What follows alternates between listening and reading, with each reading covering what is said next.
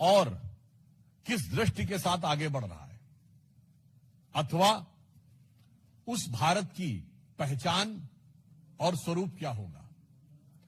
इसका बहुत महत्व इसलिए भी बढ़ जाता है कि माननीय प्रधानमंत्री जी ने कल ही यह घोषणा की थी कि 1 वर्ष तक श्री सोमनाथ मंदिर के विध्वंस के 1000 वर्ष पूर्ण होने के बाद जो उसके गौरव की पुनर्प्रतिष्ठा हुई थी, उसके उत्सव के रूप में इसे मनाया जाएगा। यहां पर विषय मात्र एक मंदिर नहीं है, यहां पर विषय श्री नरेंद्र मोदी जी मात्र एक प्रधानमंत्री नहीं है, और यहां पर विषय तमाम विरोधी दलों के द्वारा किया जा रहा व्यक्तिगत विरोध नहीं है।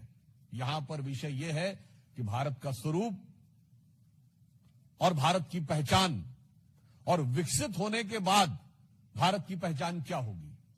इस संदर्भ में मैंने आज कुछ विषय आप लोगों के संज्ञान में एक्स पर पोस्ट करके लाए थे। यहां पर मैं स्पष्ट करना चाहता हूं कि भारत के प्रथम प्रधानमंत्री श्री जवाहरलाल नेहरू जी से हमारा कोई व्यक्तिगत विरोध नहीं है। जो विरोध है वो सैद्धांतिक और व्यवहारिक है।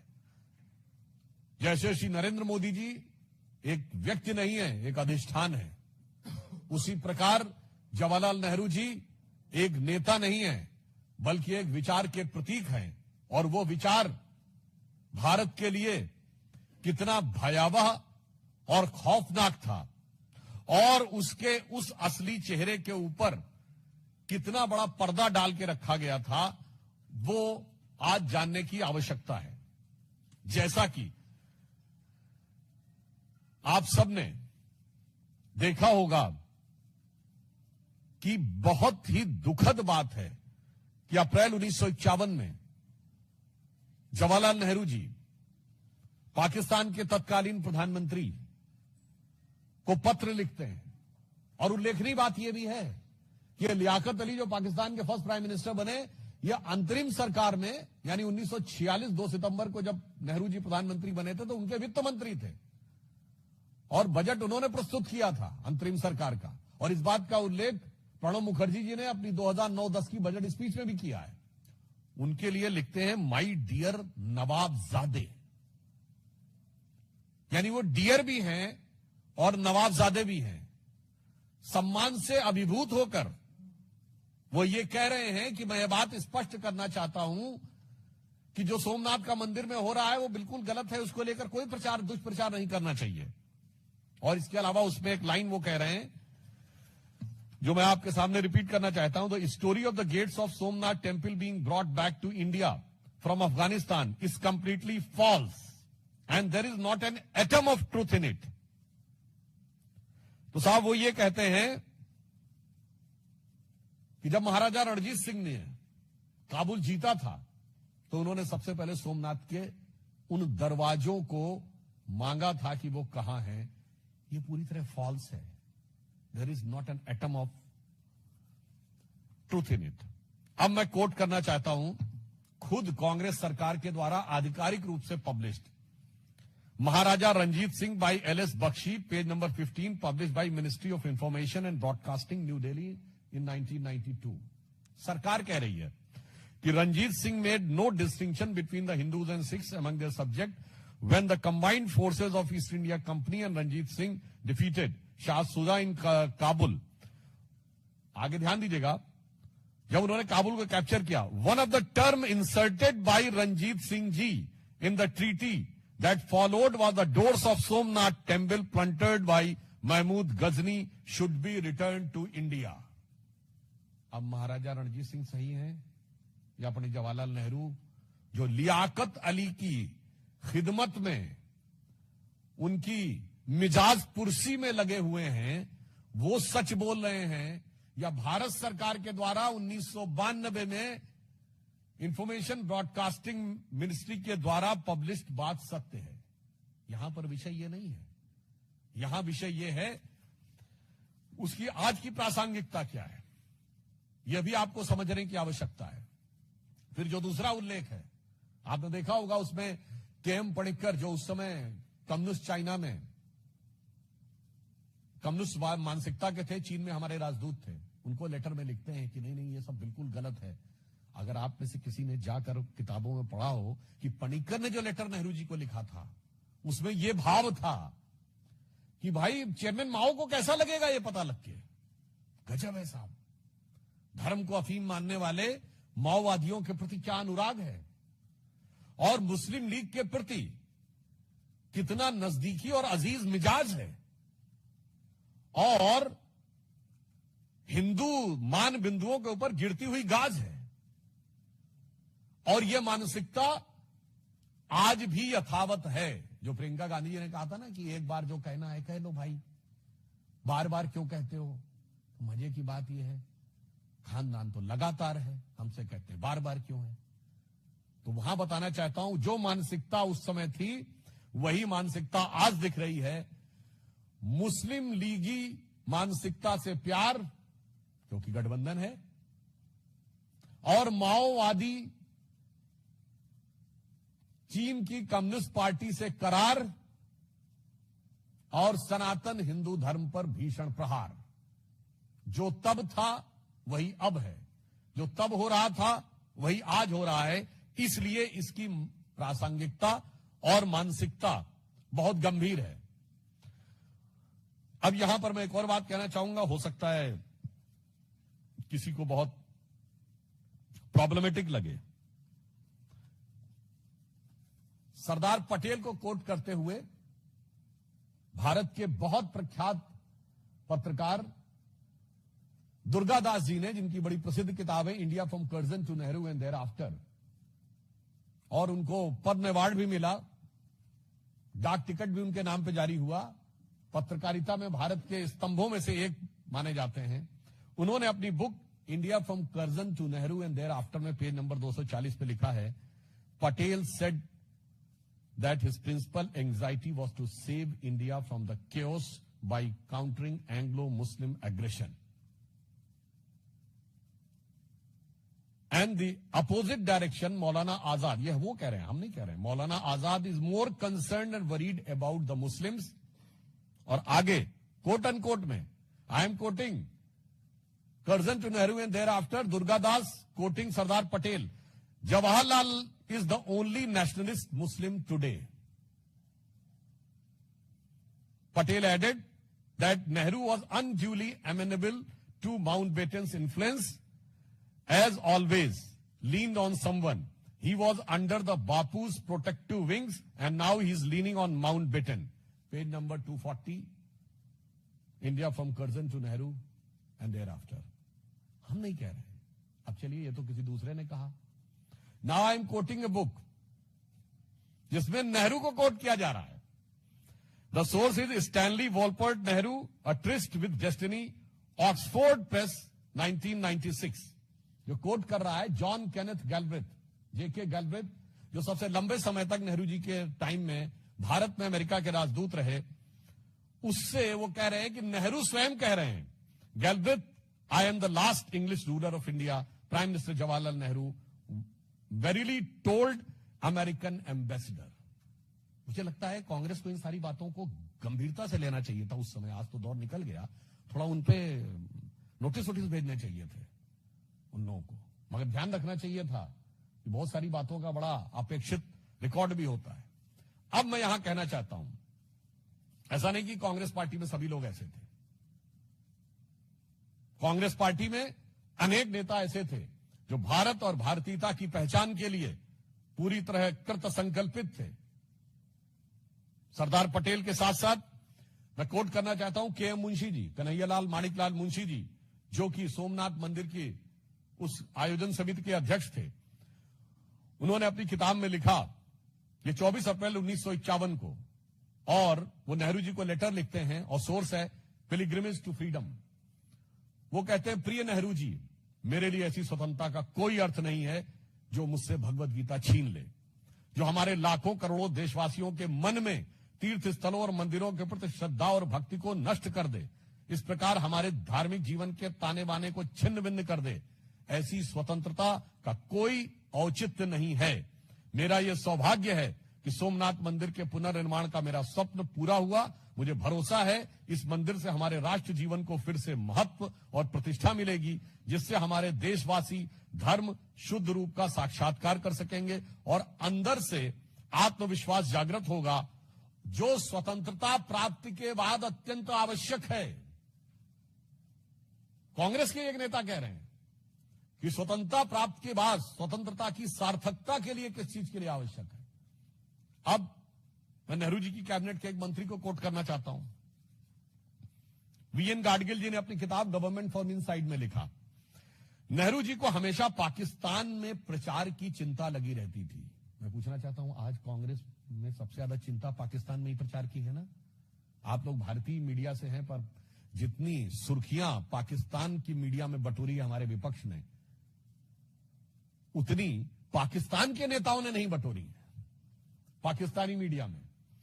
तो ये कहते हैं कि सोमनाथ मंदिर के पुनर्निर्माण की घोषणा ने, ये वीएन गाडगिल जी कह रहे हैं, घोषणा ने करोड़ों भारतवासियों के मन में उत्साह और हर्ष की लहर उत्पन्न कर दी है। गाडगिल जी आगे लिखते हैं कि पीडब्ल्यूडी मंत्री के नाते मैंने नेहरू जी के आदेश पर कई मस्जिदों और दरगाहों की मरम्मत सरकारी खर्च पर करवाई है। अब बताइए साहब, उनका मिनिस्टर कह रहे हैं कि उन्होंने नेहरू जी के आदेश पर सरकारी खर्च से मस्जिदों और दरगाहों की मरम्मत कराई है, परंतु यदि मंदिर का निर्माण स्वयं प्रेरणा से भी हो रहा है तो उसमें जाने से परहेज करना चाहिए। मुझे लगता है कि ये दर्शाता था कि भारत की स्वतंत्रता के बाद भी मानसिक रूप से हम मैकाले की मानसिकता से भरे हुए थे। इसलिए माननीय प्रधानमंत्री जी ने जो बात कही है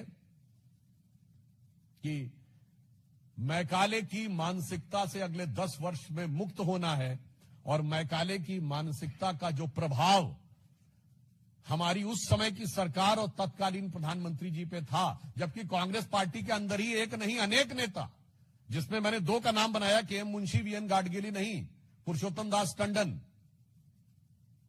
डॉक्टर राजेंद्र प्रसाद, के एम मुंशी, सी राजगोपालाचारी, सरदार पटेल, ये सब लोग इस विचार के थे, डॉक्टर संपूर्णानंद, परंतु उन विचारों को ध्वस्त करके उस मानसिकता का जो आवरण बना के रखा था, तो मैं कह सकता हूं भारत को मानसिक गुलामी से मुक्त करने का अभी भी अंतिम चरण बाकी है, जिसे हम लोग एक जमाने में एक पंक्ति बोलते थे कि उगा सूर्य कैसा कहो मुक्ति का ये उजाला करोड़ों घरों में न पहुंचा। तो उसकी एक पंक्ति है, न संयम न निष्ठा न एकात्मता है, भरी है मनों में अभी तक गुलामी, वही राग अंग्रेजियत का पुराना, सुनाते बड़े लोग नामी गिरामी, प्रजातंत्र की धार उतरी गगन से मगर नीर जन सागरों तक न पहुंचा, उगा सूर्य कैसा कहो मुक्त का ये उजाला करोड़ों घरों तक न पहुंचा। इसलिए आज आवश्यकता है उस यथार्थ को दुनिया तक पहुंचाने की, भारत के उस आत्म गौरव को, भारत की उस शक्ति को और भारत की उस श्रेष्ठता को सम्मान देने की, जो संपूर्ण विश्व को मार्गदर्शन देना चाहती है, और इसके द्वारा भारत की अस्मिता भी अविभाज्य रहती है। जब आप श्री सोमनाथ के आगे श्रद्धा से सर झुकाते हैं तो वही श्रद्धा का भाव आपके मन में उत्तर में अमरनाथ से लेकर दक्षिण में रामेश्वरम तक और मल्लिकार्जुन से लेकर काशी विश्वनाथ तक जुड़ जाता है। और इतना ही नहीं, वही श्रद्धा का भाव काशी विश्वनाथ से आगे बढ़कर काठमांडू के पशुपतिनाथ तक, कैलाश मानसरोवर तक और पाकिस्तान के कटासराज तक जुड़ जाता है। यह भारत की अविच्छिन्न पहचान और अस्मिता का प्रतीक है।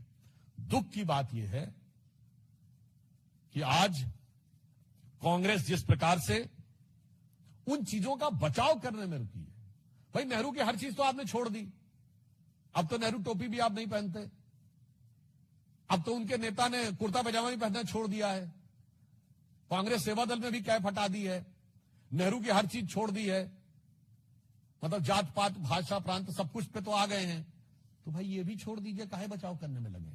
तो इसलिए अंत में मैं सिर्फ ये कहना चाहूंगा कि वो लोग जो कहते हैं कि एक बार में बोल लीजिए, बार बार क्यों बोलते हैं। हकीकत में selected words of Jawaharlal Nehru का जितना पन्ना खोलिए वो पन्ना कुछ बोलता हुआ नजर आता है, और जो वो बोलता है वो दुनिया के सामने सच को खोलता है और उनके दिल को चीरता है। मानो पन्ना कांग्रेस से कहता हो कि बैठा हूं दिल में इतने राज छुपाए, जरा सा होंठ हिले तो दिल डगमगाए। और उसके बाद जब कभी ईमानदारी से कोई कांग्रेसी उन पन्नों को पलटता होगा तो मुझे लगता है कि उसको वो पुराना गीत याद आता होगा कि कभी खुद पे कभी हालात पे रोना आया, और जो बात निकली तो हर एक बात पे, या पन्ने पलटे तो हर एक बात पे रोना आया। अंत में मैं ये कहना चाहूंगा, आज देश को इसलिए याद दिलाने की जरूरत है। दुनिया में शायद बहुत कम देश होंगे जिनका 1000 साल की कंटिन्यूम हिस्ट्री दिख रही हो। श्री सबरीमला में 2000 साल से ज्योति जल रही है। कोई बहुत से ऐसे देश नहीं है, मेरे ख्याल से शायद ही कोई एक देश हो जहां 2000 साल का कंटिन्यूम दिखाई पड़ रहा हो। तो दो विकल्प हैं, एक तरफ वो विचारधारा जो ये मानती थी भारत कभी एक देश नहीं था, यहां एक देश के रूप में रह नहीं पाएगा, वो विचारधारा आज भी जो कांग्रेस में जीवित है, अर्बन नक्सल थॉट, जिसको कैसा भारत चाहिए, उत्तर दक्षिण में लड़ता हुआ भारत, भाषाओं में लड़ता भारत, प्रांतों में लड़ता भारत, जातियों में लड़ता भारत, और हर मुद्दे पे लड़कर बिखरता भारत। और एक तरफ प्रधानमंत्री श्री नरेंद्र मोदी जी के नेतृत्व में समस्त प्रकार की भिन्नताओं के बीच में एक भारत और श्रेष्ठ भारत के भाव के साथ विकसित होकर निखरता भारत। धन्यवाद। तब वो कहें कि छवि खराब, हम किसी की छवि नहीं खराब कर रहे हैं, छवि के ऊपर पड़ा हुआ पर्दा उठा दे रहे हैं। अब जनता स्वविवेक से निर्णय ले सकती है कि वो छवि उसको कैसी दिख रही है, खराब दिख रही है या अच्छी दिख रही है।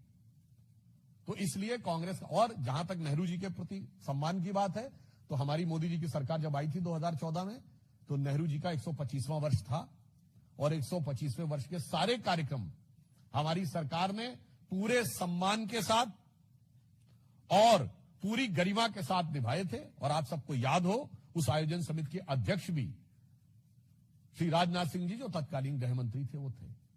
तो प्रधानमंत्री के रूप में उनका पूरा सम्मान है। विचारधारा के रूप में हम ये जनता के ऊपर छोड़ते हैं कि वो इस चीज को क्या समझते हैं। और वैसे एक और बात कहूं, उस समय की तो बात छोड़िए, आज की छवि कितनी सुंदर है, और ऐसी छवि आंखों में बसी हुई है माओवादियों और मुस्लिम लीगियों की, कि मुझे वो पंक्ति याद आती है, कांग्रेस की आंखों में ऐसा दो, एक तरफ मुस्लिम लीग एक तरफ माओवाद, ऐसा आंखों में बसा है कि प्रीतम छवि नैना बसी पर छवि कहां समाए। पूरी तरीके से आंखों में ऐसी छवि बसी, दूसरी छवि आ ही नहीं सकती।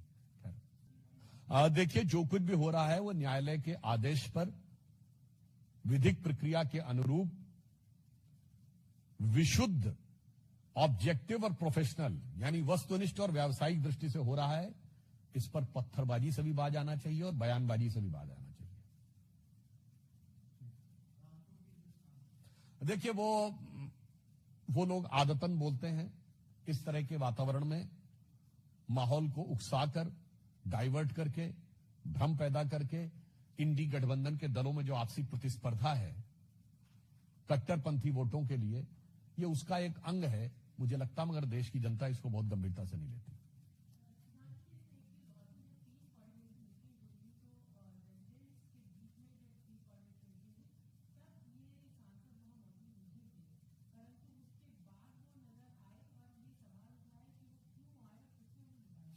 यही सारी बातें अपने आप में, देखिए, इस घटना के दो पक्ष हैं। एक है लीगल पक्ष, टेक्निकल यानी वैधानिक पक्ष, और एक है राजनीतिक पक्ष। लीगल और वैधानिक पक्ष पे सरकारी एजेंसी और पुलिस काम कर रही है, और राजनीतिक पक्ष के ऊपर क्या हो रहा है यह बहुत साफ दिखाई पड़ रहा है कि यहां पर भी ये वही भाव है जो दिल्ली में दिखता है वो वही मुर्शिदाबाद में दिखता है। दोनों की मानसिकता में कोई अंतर नहीं है। हमारा स्टैंड बहुत स्पष्ट है। भारत सरकार एक नहीं कई बार इस बातों को दृढ़ता से कह चुकी है। हमारे विदेश सचिव वहां जाकर बात करके आए हैं। उसके बाद ही पहली बार बांग्लादेश की सरकार ने सांप्रदायिक हिंसा की बात स्वीकार की थी। 80 से अधिक केसेस दर्ज हुए थे और भारत सरकार ने बांग्लादेश में बदली हुई परिस्थितियों को ध्यान में रखते हुए भारतीय बंदरगाहों से, मैं पुनः ये बात स्पष्ट करना चाहता हूं, भारतीय बंदरगाहों से व्यापार करने के लिए जो बांग्लादेश को फ्री एक्सेस मिला हुआ था उसे समाप्त कर दिया है। हम अपनी तरफ से कार्य कर रहे हैं, मगर जिन लोगों को वहां पर, ये वही लोग हैं ना जो सीए में कहते थे कि प्रोसिक्यूशन तो नजर नहीं आता है, और ये वही लोग हैं जो कहते थे कि नहीं, सिर्फ आप नॉन मुस्लिम्स को क्यों दे रहे हैं, हिंदू सिख जैन बौद्ध ईसाई को ही क्यों दे रहे हैं, मुस्लिम्स को क्यों नहीं दे रहे हैं। आज मुझे लगता है कांग्रेस पार्टी और विपक्षी दलों को सीए के दौरान शाहीन बाग जैसे आंदोलन करने के लिए देश से माफी मांगनी चाहिए, क्योंकि जिन लोगों ने उस समय यह कहा था कि उन्हें परसिक्यूशन नहीं दिख रहा है, कि भारत सरकार परसिक्यूशन के बेस के ऊपर यह कर रही है, मुझे लगता है कि पाकिस्तान और बांग्लादेश दोनों के, और आजकल बांग्लादेश में विशेष रूप से वो हिंदू इन दलों से कह रहा है कि इधर तो मेरे दर्द की इंतहा नहीं और तू कहता है कि जख्म दिखता नहीं।